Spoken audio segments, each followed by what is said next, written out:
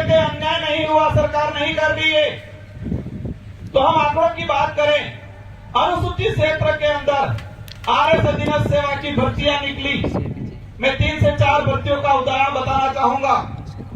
2013 के अंदर आरएस अधीनस्थ सेवा की अनुसूचित क्षेत्र के लिए 43 सीटें आई और 43 में से एसटी का जो 45% जो अधिकार नहीं कहेगी कि अधिकार तो ज्यादा है, 45% जो प्रावधान था उस अनुरूप मिलना चाहिए था 19 सीटें, मिली कितनी? 18, 41%।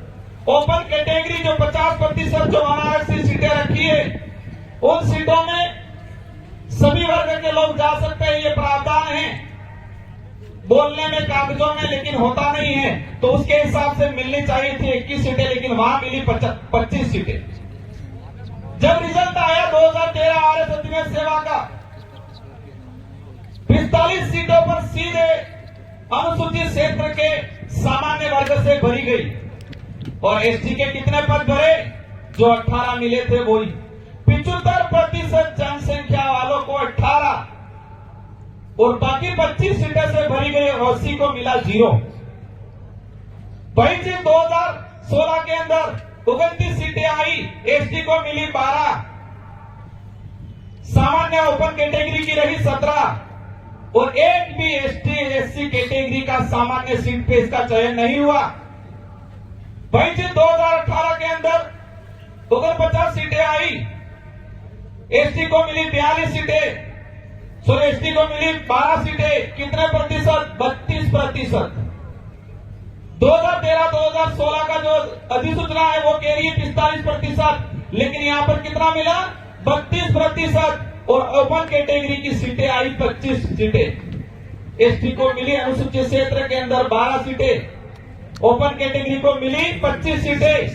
इस प्रकार तीनों भर्तियों के अंदर 109 सीटें आई, 109 में से 49 एसटी को और 67 सीटें ओपन कैटेगरी की रही। जब रिजल्ट आया, देखा एक भी आरक्षित वर्ग का बच्चा सामान्य सीट पे नहीं गया। अब जो ज्यादा डेढ़ होशियार है वो कहते हैं कि मेरिट में नहीं आया होगा, पढ़ा नहीं होगा, ज्यादा नंबर कम आए होंगे। मैंने सारी भर्तियों की स्टडी की, जो ओपन मेरिट फाइट कर रहा था, उस बच्चे को भी रिजर्व कैटेगरी में डाला गया। क्या ये अन्याय नहीं है? इस बात को दूसरे पार्टी वाले करते हैं